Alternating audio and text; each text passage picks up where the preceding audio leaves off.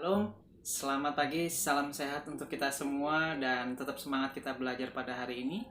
Nah, untuk kita memulai pelajaran kita pada hari ini, alangkah baiknya kita akan memulai dengan berdoa.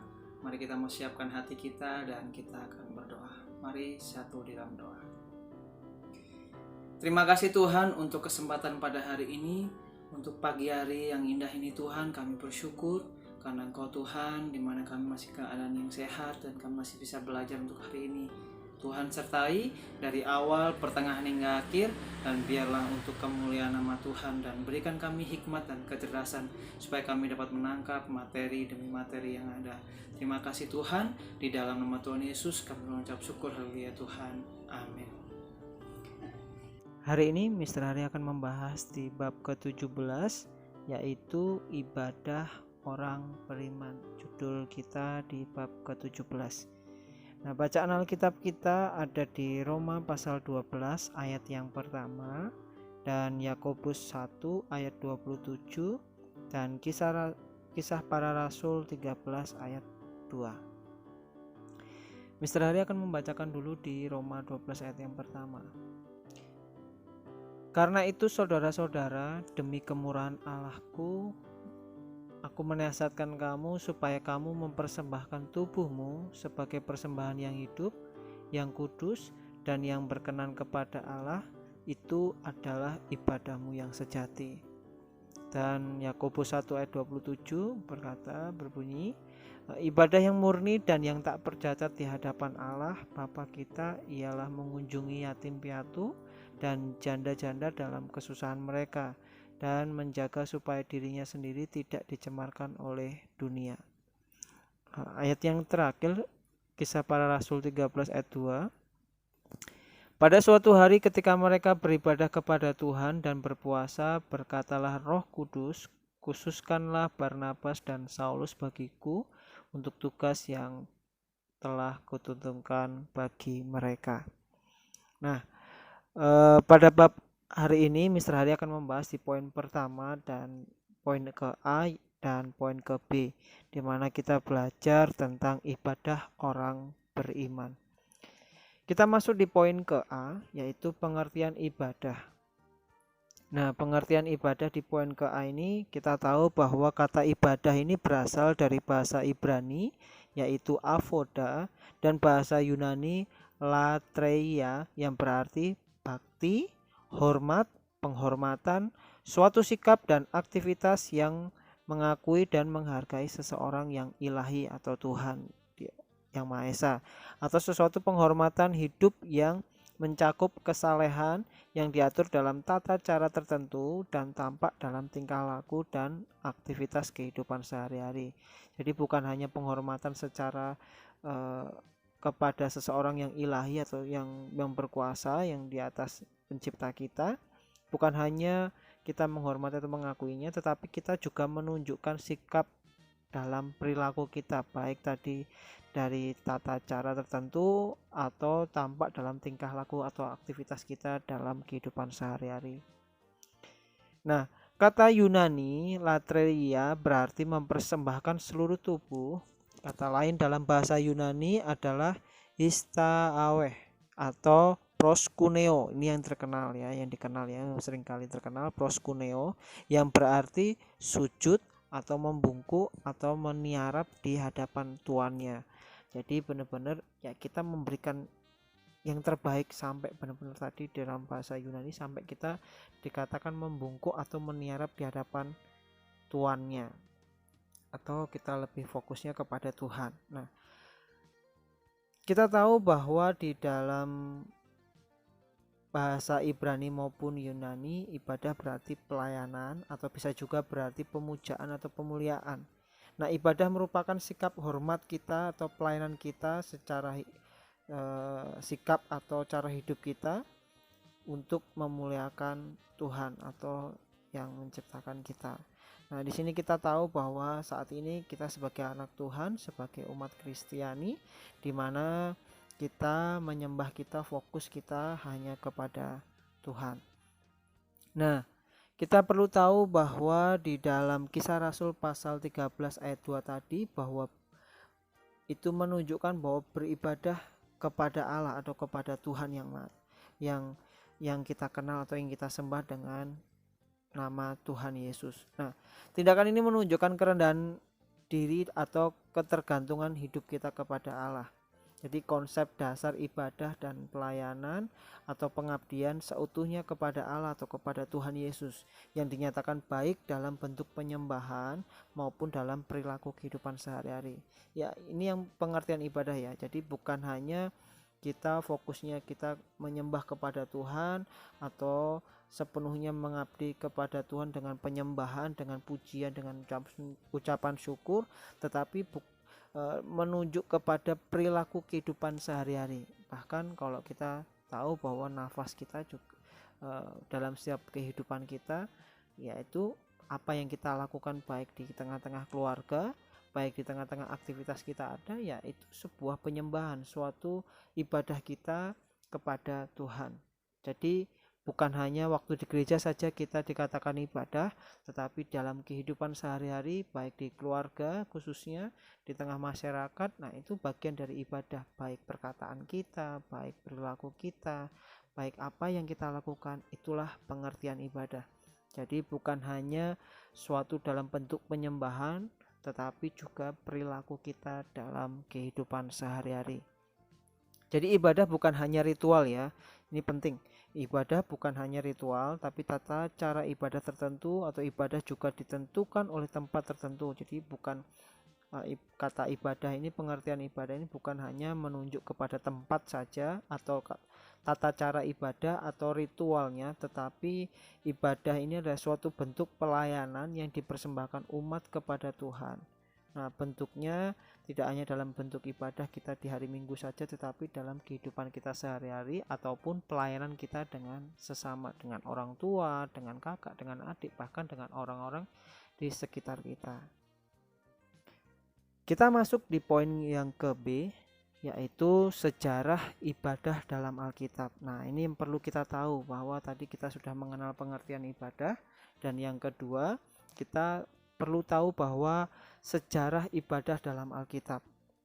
Nah, sejak awal sejarah manusia adalah dia sudah menyembah Allah. Nah, kita lihat bagaimana kehidupan Adam dan Hawa pada waktu itu, dia sudah bersekutu dengan Allah secara teratur di Taman Eden.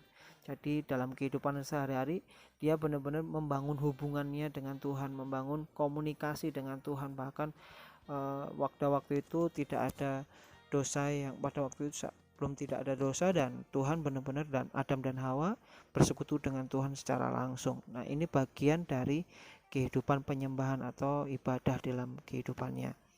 Lanjut di Kain dan Habel, anak Adam dan Hawa, di mana dia memberikan persembahan dari hasil usahanya sendiri. Ketika manusia atau Adam dan Hawa itu jatuh dalam dosa, Kain dan Habel itu memberikan persembahan atau hasil usahanya sendiri untuk membangun persekutuan atau ibadah dia kepada Tuhan. Nah, ini penting ya. Terus habis itu ada keturunan Set dan keturunan-keturunannya. Jadi di mana ia memanggil nama Tuhan dalam Kejadian pasal 4 ayat 26. Nah, Set ini adalah anak dari Adam dan Hawa yang ketiga. Jadi setelah Kain dan Habel muncullah Set dan keturunan-keturunannya. Dia memanggil nama Tuhan dalam Kejadian pasal 4 ayat 26.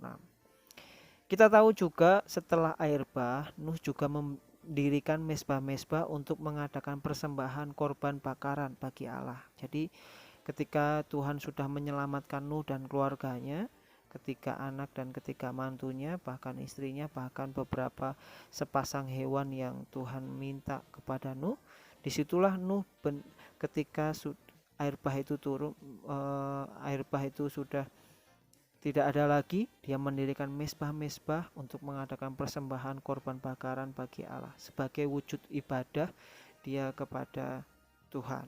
Nah, di sini kita perlu tahu bahwa setelah itu kita tahu bahwa Abraham, kemarin kita membahas tentang pengorbanan Abraham. Nah, Abraham juga mendirikan mezbah bagi Tuhan, di mana ia berdiam dan di mana dia berkemah, bahkan sampai di tanah perjanjian. Abraham selalu memberikan yang terbaik dalam persembahannya kepada Tuhan, bahkan sampai dia merelakan anaknya. Di sini kita tahu bahwa di sejarah ibadah di dalam Alkitab, dan masih banyak lagi ya. Ini ada beberapa poin yang cuman Mister bahas di beberapa tokoh Alkitab, baik dari Adam dan Hawa, Kain dan Habel, Set dan keturunan-keturunannya, bahkan Nuh dan Abraham, dan masih banyak lagi. Nah, kita perlu tahu bahwa ibadah tidak hanya memberikan kurban bakaran atau persembahan, tapi kalau kita tadi ingat bahwa bukan hanya tata ibadah, bukan hanya secara ritual, tetapi dalam kehidupan sehari-hari. Nah, ibadah juga menunjuk kepada pengajaran dan perintah dari Tuhan yang harus didengarkan dan dilakukan umatnya. Nah, kalau kita lihat sejarah bangsa Israel, di mana tata ruang dalam bait suci, kalian bisa menyimaknya di halaman 90, di mana dalam perkembangan selanjutnya bangsa Israel mendirikan sinagoga sebagai tempat pendidikan dan ibadah sementara mereka berada dalam pembuangan dimanapun mereka tinggal. Nah, pada waktu itu pusat peribadahan masih bait suci yang ada di Yerusalem.